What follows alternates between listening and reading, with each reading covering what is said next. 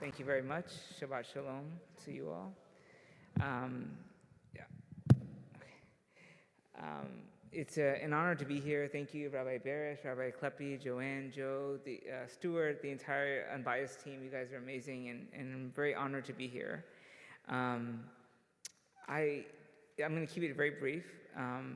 I wanted just to talk to you a little bit about maybe a shared tradition between Judaism and Islam. And I think perhaps you don't know much about the history of Islam or the story of Islam. So I kind of wanted to share with you a little bit about the beginning of Islam. So one of the important, I think, themes within Jewish theology is the idea of being a stranger and being wandering, and sort of the hospitality that's part of that. And there was a time at the beginning of Islam when the prophet was also a stranger and he was a wanderer. And I think it's important to kind of tell a little bit of that story, which is very important for us as Muslims. So just to kind of give you a sense, Arabia is a harsh environment, and especially so in the 7th century. And it was a society historically that was Bedouin, so people would be constantly moving around. As the Byzantine and the Persian empires began to develop, one of the cities that it became very important in terms of trade between southern Arabia and the Levant was Mecca. And so what ended up happening is that people stopped moving and they started settling in cities across Arabia. And one of the challenges that ended up happening is that people started to accumulate wealth. There were people that had a lot and people that had very little. And the old religion of the Bedouins was a religion that believed in sharing everything. Because if you're in the deep desert, catastrophe could happen, and you're only, a little bit away from death, right? So it was a religion that was always in terms of sharing. And so what ended up happening is that people started to accumulate tremendous amounts of wealth. So there were very rich people who were the merchants, and extremely poor people and slaves that were treated very badly.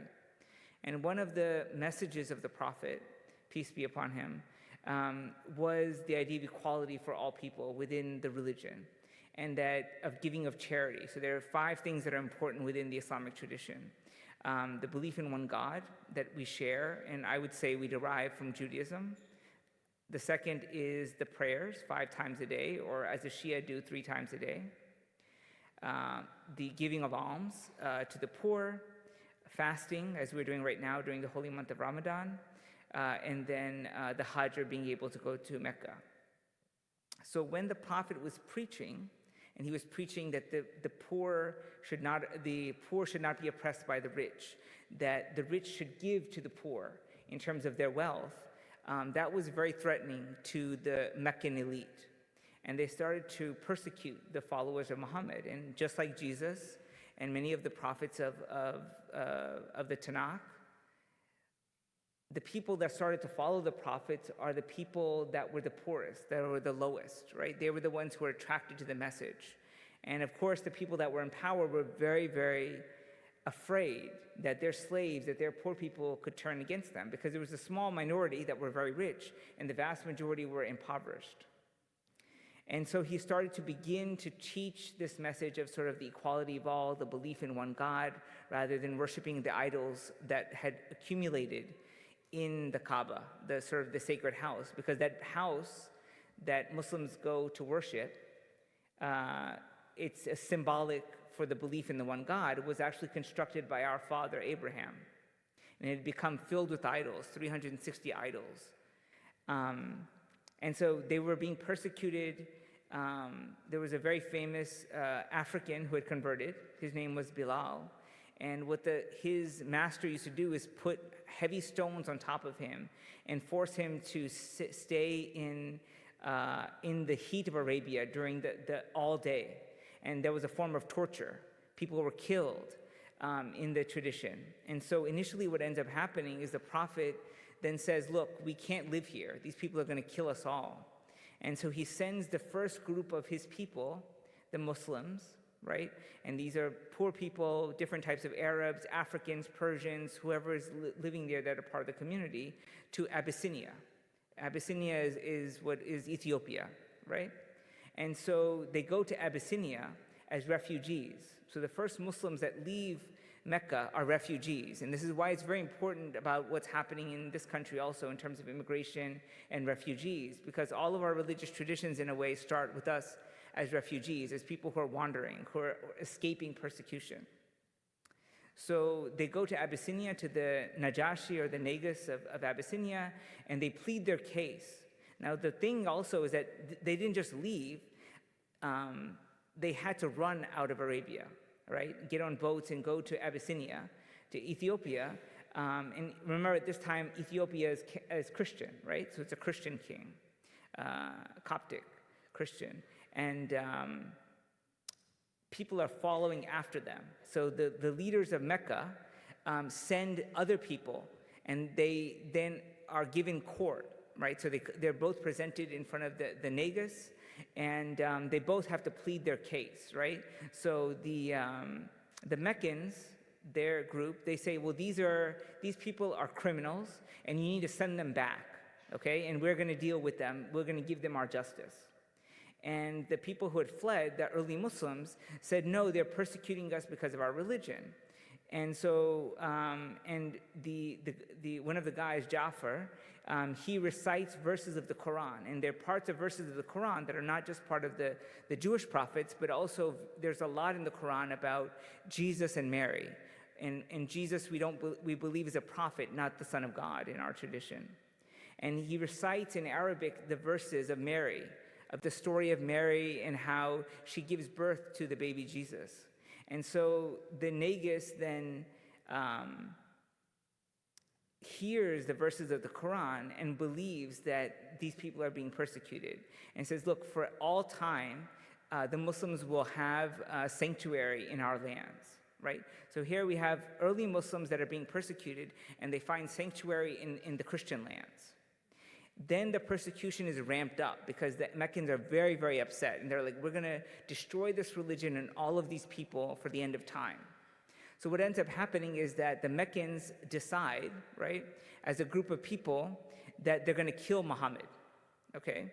And so what they do is they say, well, we can't kill one tribe, a person from one tribe cannot kill Muhammad, because what ends up happening is there's this ancient law, lex talionis, an eye for an eye. And so what's going to happen is it's going to start a blood feud with the family with the tribe of Muhammad. So what they decide is that one person from all of the tribes, right, I think there are 12 tribes or 14 tribes, were all going to come and they were going to be complicit in the murder of Muhammad, right? So they go in the deep of night, and the tradition tells us that an angel tells Muhammad that they're going to come and kill you. And so they steal away in the middle of the night, and they travel over the course of many days, 200 miles in the desert, trying to avoid the people who are trying to kill them, right? So they're just a few steps ahead. There's a famous tradition of the Prophet that they're only a few steps ahead, and the Prophet takes sanctuary in a cave. And they go in the cave, and what ends up happening is God commands a spider to draw a web around the entrance of the cave. So when the Meccans come, they're like, look, there's no way that Muhammad and his people can be here. There's a spider's web, and it hasn't been touched. And they pass him by. They almost could have killed him. So eventually he makes it to a city called Yathrib. And Yathrib is about 200 miles north of Mecca.